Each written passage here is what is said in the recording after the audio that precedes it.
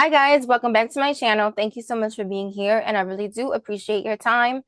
I am getting ready to do this interview that I was talking about that I posted in my community section that I wanted to do with my mom. So my mom is here. Hi, mom. Hi, baby.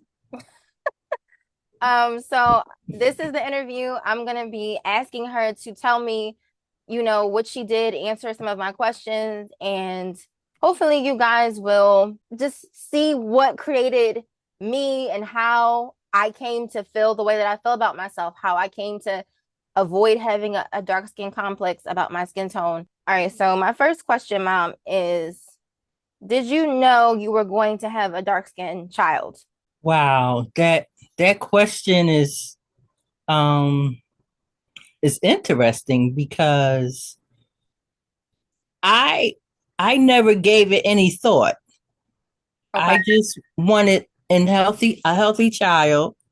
Um I knew your complexion would be dark because your father was dark skinned, and that's what I was attracted to. So it didn't I wasn't like, oh, I hope I don't have a dark skinned child. That didn't occur to me because I just wanted a healthy baby. I wanted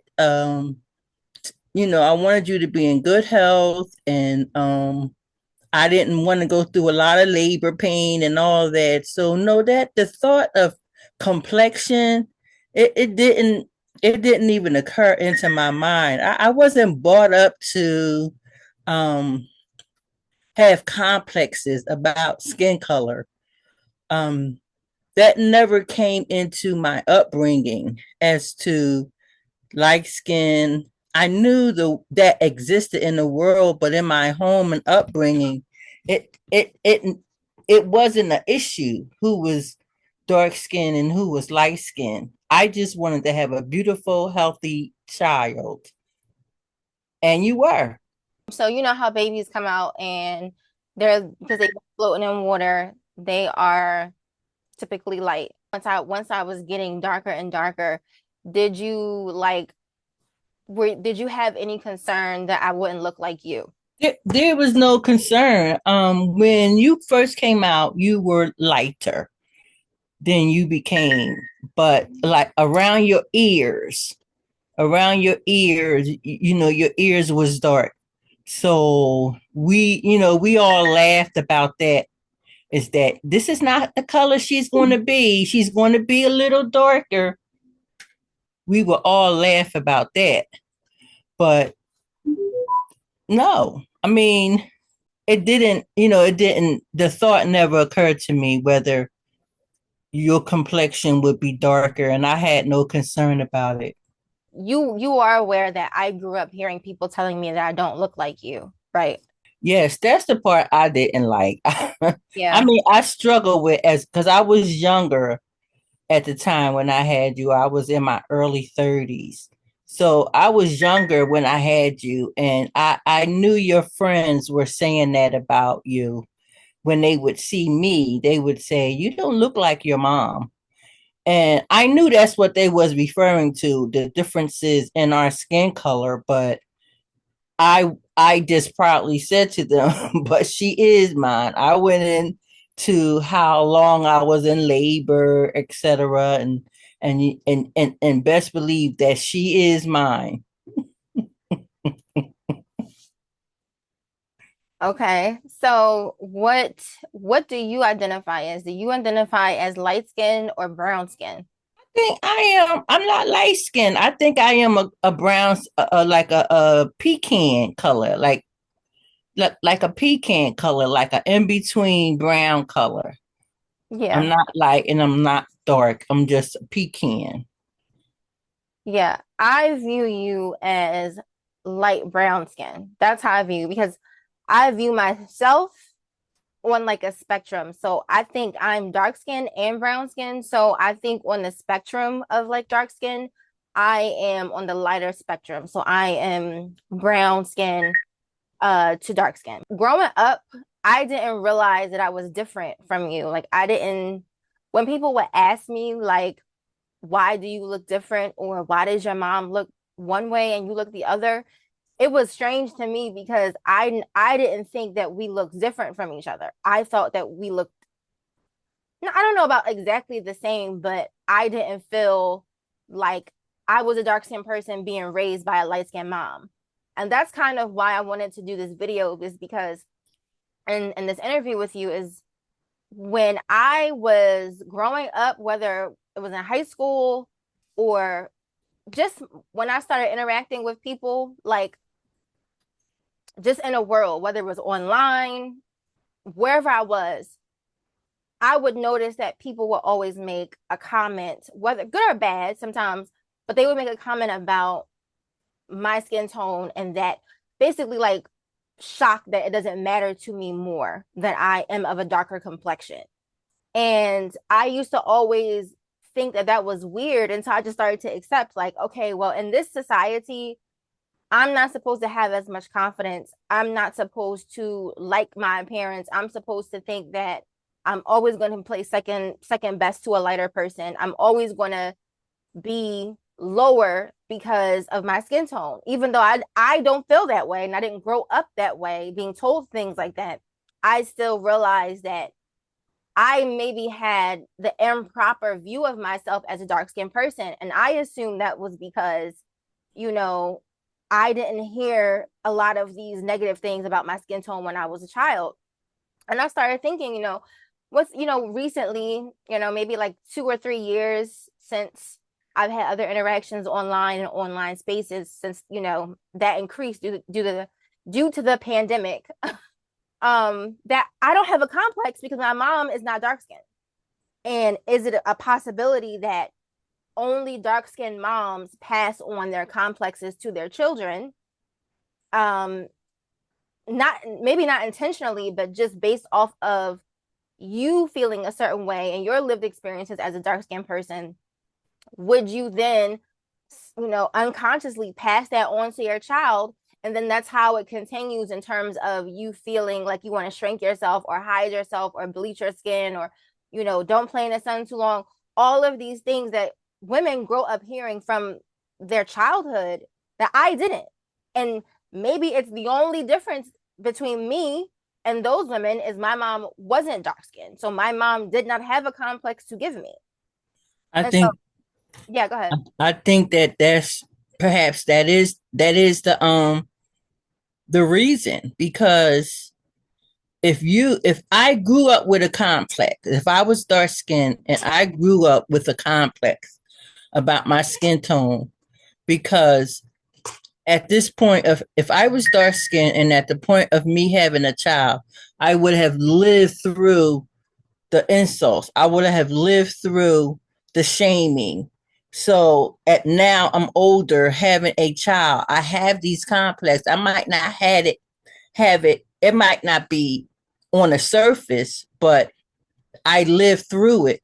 So me not wanting my daughter to go through what I went through, then yes, I can see me doing little things and saying little things to kind of curtail uh, those insults, shelter her from the insults, and build her up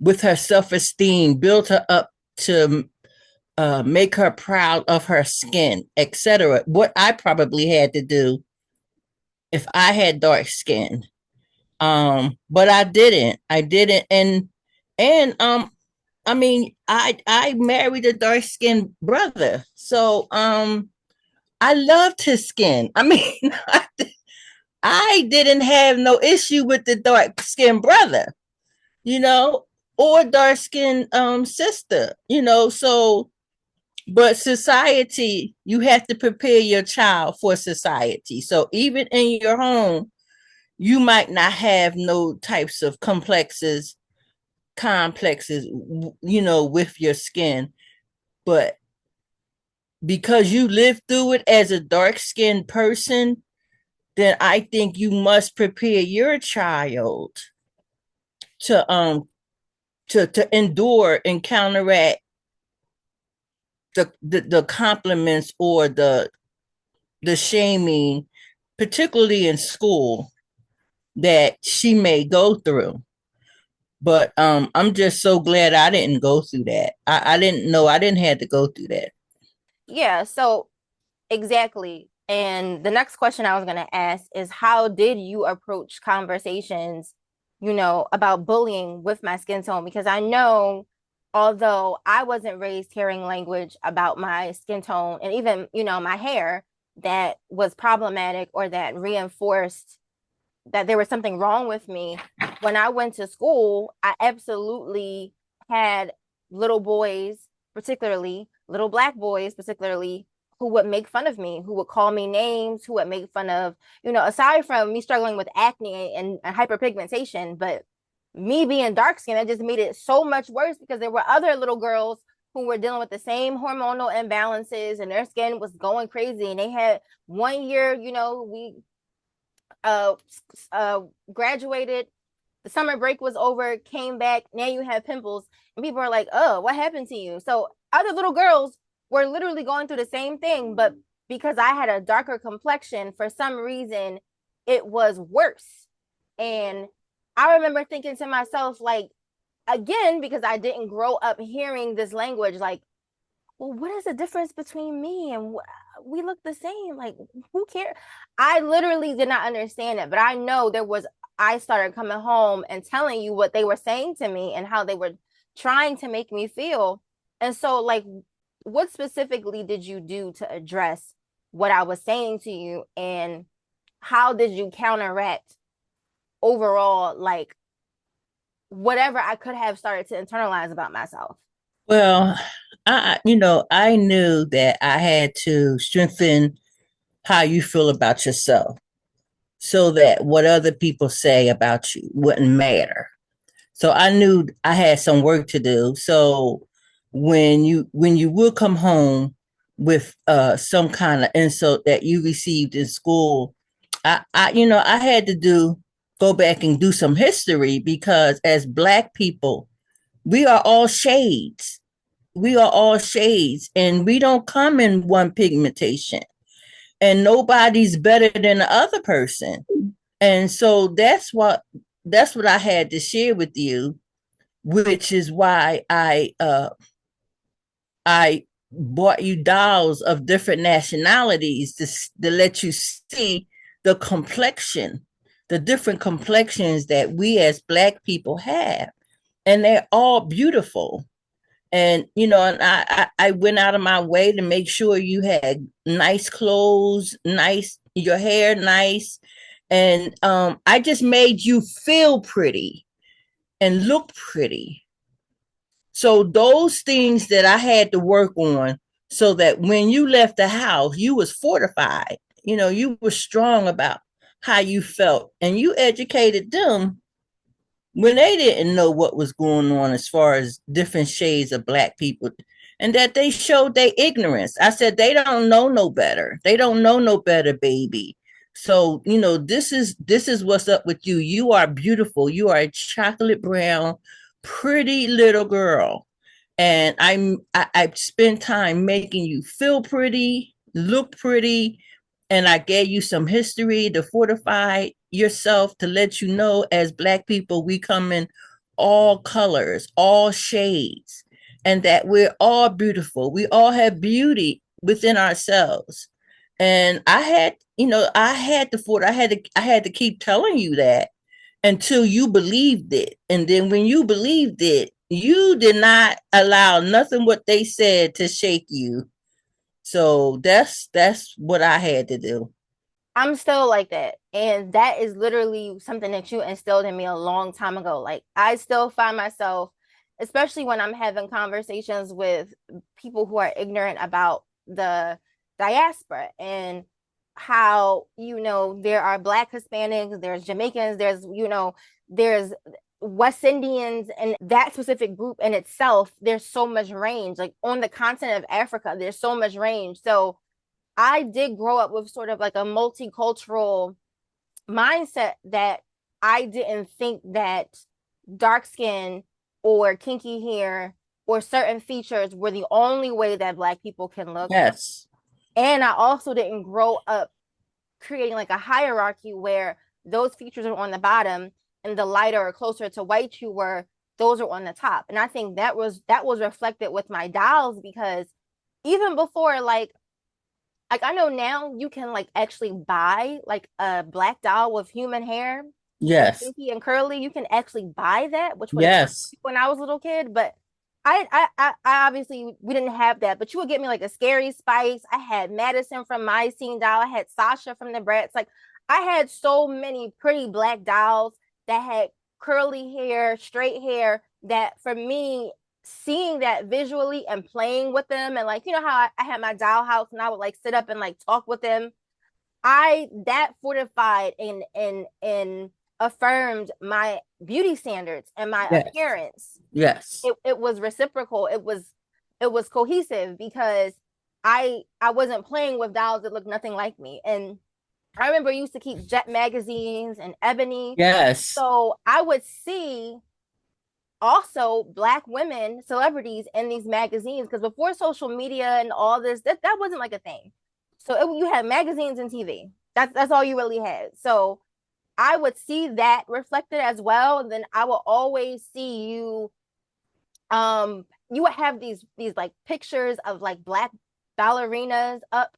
You Yes. remember that in our apartment on Linwood Gardens? Like Yes. I would see. I just you kept imagery. I remember that. Yeah, so that's what I'm saying. Like you kept that imagery consistent. When you would get me books, they would feature black or brown girls. My Bibles, I had a Bible that had black people in it. My coloring books. I remember one time I was coloring something. You was like, "No, Kia, you don't use that color." She said, "What color?" You would say, "What color are you?" And I would say brown. You was like, "Okay, so find a brown crayon." And so I grew up hearing this like reinforced, reinforced, reinforced, reinforced. So, like you said, by the time I got to the age where I could speak out and I could, respond to those bullies, my self esteem was very strong and fortified because, again, what they were saying, it just seemed like lies to me. It's like it was untrue. And so, that I think is really the sauce. That's really how you can fortify a little dark skinned girl or a brown skinned girl to appreciate what she looks like versus her having to combat within herself the things people are saying versus what she hears from her family once in a while. Like you said, I consistently heard that I was beautiful. You did make me feel really pretty. Like whether I was actually pretty or not, whether I grew up to be pretty or not, I felt pretty because that's how you always made me feel. Like when I would get my hair done, when I would get my nails done, when we would go to like Limited Too, when I would get that little girly makeup, like I Yes. felt like beautified and pretty. So I never felt like it was like I was ugly. But let me go to the next question. Let me make one more comment. I Oh, go think ahead. that if you are dark skinned and you're raising a dark skinned child, then you must first, as a mother, have overcame your complexion issues that you endured as a child and as a young person growing up. Um, because if you don't deal with it, then you will pass it on to your child. But if you have overcame those issues and you strengthen your self-esteem and you know that you are beautiful regardless of the skin color, then you can you could definitely prepare yourself to be able to strengthen your child with those same issues because it exists in the world. Unfortunately, it exists in the world, and there's no way around it.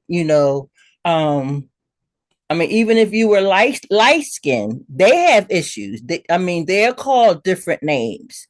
So those types of issues that you endured, you must first overcome it and be strengthened in those areas and have uh, taken on some ways of counteracting it so that when your child have those same issues, or you could be proactive and you can strengthen your child before it even gets there. Like, let her know, tell her that she's beautiful and that her skin is radiant, and make her feel beautiful about herself. Never, never, never call her names concerning her skin color. Um, and be proactive in that, so that when she goes to school, she be ahead of the game. She be ahead of it. And she'll be able to tell them, my skin is beautiful. My skin is I'm chocolate brown. It's beautiful. It's radiant. And no matter what you say, I love myself, so it doesn't matter whatever you say to me, bounce off of me and stick to you. Whatever they say as a child, but you must strengthen and prepare your child for the world, because it's ugly. It's ugly out there. The world isn't the mother of your child, and they don't care about your child. So you're going to have to be the one fortifying your child, helping your child to feel beautiful about herself. And hopefully by now you feel beautiful about yourself. I absolutely feel beautiful about myself, Mom. I think you did an excellent job. Um, before I even started being a young woman in the world, and my understanding of beauty began to become tainted by sexuality and people desiring me in a sexual way. And then when I started modeling, that whole aspect of how that creates other issues concerning self-esteem and body image. But I can honestly say that by the time I was like out in the world and at different parties and at the park and like interacting with people my own age, my peers, and I didn't have anyone around me. Oh, I'm trying to wait for that to go away.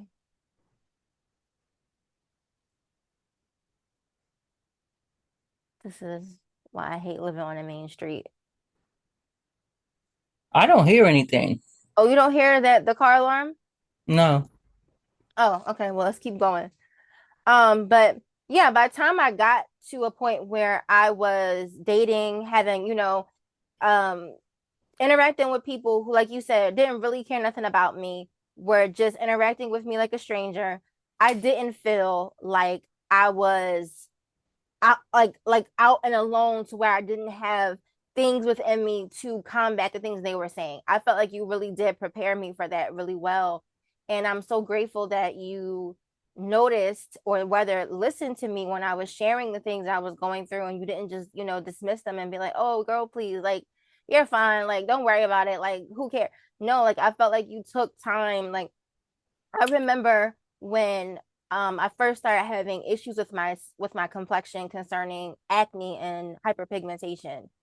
And I remember, us going and trying to find makeup that fit. And I remember like you being really diligent about it, like wanting to go to different makeup counters to find my skin tone, because when we went to drugstores, I couldn't find a shade that perfectly matched me. It was either too dark or too light, because I have that in between skin tone.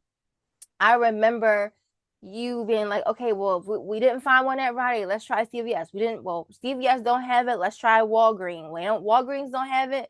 Well, let's go to Sephora. Let's go to Macy's. Let's go to Fashion Fair. Let's go to Bobby Brown. Like, I remember you not only being diligent about it, like as far as driving around, but you were willing to actually spend a significant amount of money to show me, like, I'm going to get you your shade. It's going to be full coverage. We're going to learn about your skin. So at that age, I saw how serious my mom was about it. And so that obviously followed me all through my adulthood, even to now. Like I can see how you not being like, oh, don't worry about it. Because a lot of times what parents will do is they'll look at their kids when they're going through something and they'll be like, oh, well, you're a kid, it's kitty, how you feel is kitty, it's not real to you. Not understanding that their world at their time is their world. Like, Yes. obviously, there's a larger world going on, but at that time, that's their world, that's their Yes. purview, that's the things that are influencing them daily, that are helping or harming them daily, who they interact with, their friends, little dusty boys in school. Yes. Like that's real. And so when I would bring issues to you, I didn't feel like you dismissed me. When I was saying, "Mom, I don't like the blemishes on my face," you would take me to the dermatologist. You would find me makeup. If that makeup didn't work, you would find me like I saw the process that you were willing to go through to make sure that I felt confident when I left out of the house. Absolutely. And, also, you were a pretty chocolate uh, little girl. And I remember when we would travel in the streets to different places, how men would want to give you $1. Like, can I give her $1? She's so beautiful. And I had to let my daughter know, I had to let you know that you don't accept no money from nobody. And I would tell that man to put his money back in his pocket because you always got that. I mean, I didn't care no matter where we were. Why is it that a man feel like he can give my pretty little chocolate girl $1? So that's the part I didn't like. That's another part that a pretty chocolate uh the mother of a pretty chocolate girl will have to deal with and teach your child you don't accept money from no one. That yes, you are beautiful and you are pretty, but you do not accept no money from nobody because you're beautiful and pretty. What was up with that? I think that's just the Do you remember that? I remember that. I do. I remember one instance in particular, we were in Strawbridges. That's to let you know how long ago that was. We was in Strawbridges and I was waiting for you in this chair. You were in the like dressing room or something. I was on a bench. And this man came up to me. He was like, "Where's your mommy?" And I was like, "What?" Like he was like, "Oh, I just want to ask your mom, is it okay for me to give you $1? Because you're just so cute." He was like, "I love your curls." Something he said weird. And you came out of nowhere and he was like, "Sir, why are you talking to my child?" Yes, I'm her mother. I'm here. Like, and I just remember it being like, I don't know, like I It guess happened on more than one occasion. We'll be walking down the street and a guy will just pass by and comment how pretty and chocolate. And they had to say that. She's so pretty and chocolate. Look at her. And then dig in his pocket. No, no, sir. No, she don't need your money. Or we'll be on the bus because at that time I was catching the bus. I remember you touching the bus at first. Yeah. And they would offer you money, to always complimenting your pretty chocolate skin. I Yeah. mean, you were only like 4 or 5. Yeah. So that is another point of contact that the world gives your child that you got to be combative about. And you got to cut that stuff off from the root. Like, you can't be playing with that. You can't say, no, you can't give it to her, but you could give it to me. No, no, you can't do any of that. You have to show your child that she's not for sale because you could be showing her that if a man gave you money, that's saying you for sale. No, that's not going to happen. So that's another thing that you, as a dark skinned chocolate girl, I had to deal with as your mother. Well, so I did go into model. So how did you feel about that portion of my life? Like that wasn't a long portion of my life, but it was like long enough and it was impactful enough. So like how did you feel when I started modeling and then like body dysmorphia started appearing and I won't say I full blown had an eating disorder, but I felt like I was like right on the cusp of like getting an eating disorder. Like I never fully like had one, but I know I was like in the beginning of developing one. So like how did you feel about that briefly?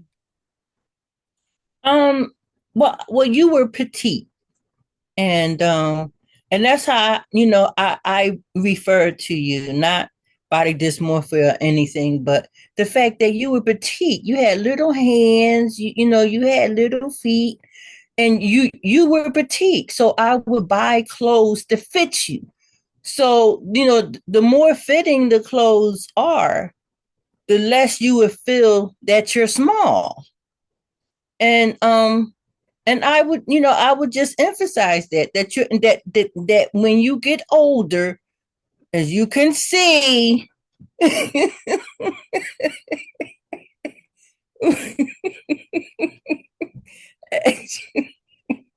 as you get older, you're going to grow up past that. And I would point to myself like, look at your mama, you know.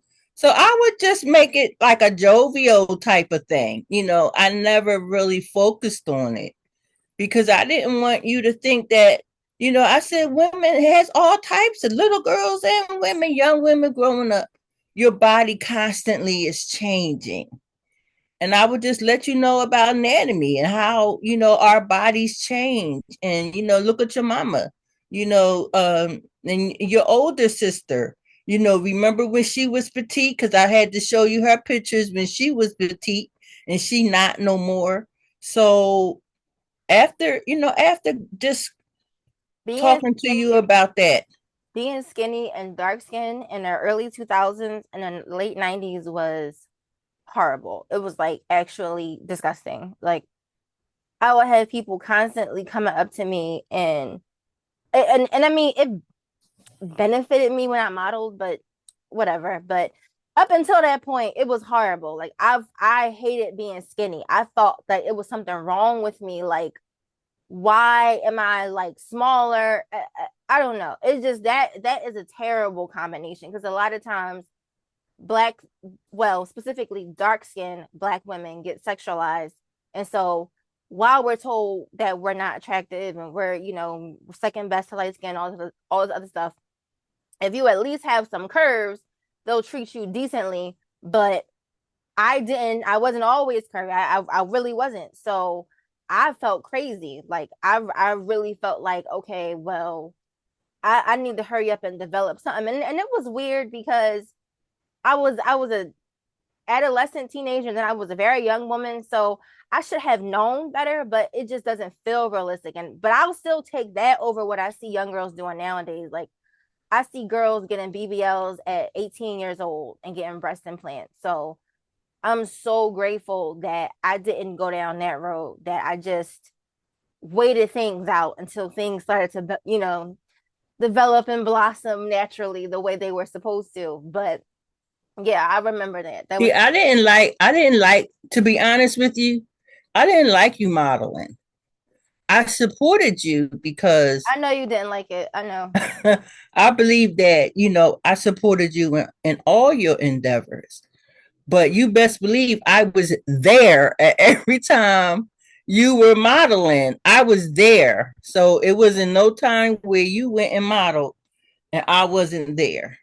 So I traveled all the way up to New York, making sure that you were secretly being chaperoned. But, you know, I didn't because I always thought that they put too much emphasis in a person's body and that your physical attraction, you know, on the outside, how you look. But that was something you wanted to do, and I supported it. You know, I made sure you had the things that you needed to. Well, yeah, like even I remember before that, then it was dance. I was really into dance. And I remember you would always get me costumes that had that matched my skin tone. And if I was in ballet, you would make sure I had tights that matched my skin tone. So I know that it was something that you were always dedicated to. Yes, I remember when I had go sees, you would take me to them and you were there. So I remember all of that. But I just was curious to see like was there anything specifically that you didn't like about it? But lastly, which we may do another video similar to this where we talk about specifically what you call the pretty girl syndrome Oh, yes. and pretty. I'm taking my glasses off because my lash keeps getting caught. Um, but these are my blue light glasses to stop from the stop the ring light from agitating me. But so how did you help me understand without creating like a big head or like a big ego? Like, how did you help me understand that um my dark skin confidence was healthy and normal, but that I shouldn't feel like I'm better than other dark skinned girls who I could tell maybe didn't have the same upbringing as me. Like, how did you teach me that the nuance of that situation? That's interesting. I I I, I don't know because I was so concentrating on building up your self-esteem, and oftentimes when we're mistreated and we're bullied, we aren't conceited. We become humble people because you know what it's like, to think something less of someone because you endured it, so that you never did that. You were an advocate for other girls. You took off for other girls. Um, so, and plus, I raised you as a Christian. So pride wasn't one of the characters that, I liked, you know, confidence, that's one thing, but to think you're better than someone, no, I wouldn't. I didn't raise you to think that you're better than someone, but you're not less than anyone, and that for you to be the best person that you can be. Yeah, I agree. I think that um I remember one little girl that was I don't know if she was my best friend, but we were close. And I think her name was Khadija, and she would come and spend the night at my house. And she would tell me how she loved spending the night at my house because I wasn't allowed to spend the night at other people's houses. I was only allowed to have sleepovers, which I totally understand now that I'm a parent. I totally get it. But yeah, I remember she would tell me that I love coming to your house. She was like, because, you know, I could tell that she felt like love and kindness that she wasn't feeling and in her household, like specifically concerning her dark skin. So, and she was one of the girls that I did find myself standing up for when it came to different people making fun of her. And I remember that that was one of the first times I got to see up close what the difference was like having a mom that is really like invested in you and making sure that you feel secure, that you feel good about yourself versus having a mom that really didn't take much interest in you at all. And let alone the smaller things concerning your confidence and self-esteem. So I remember that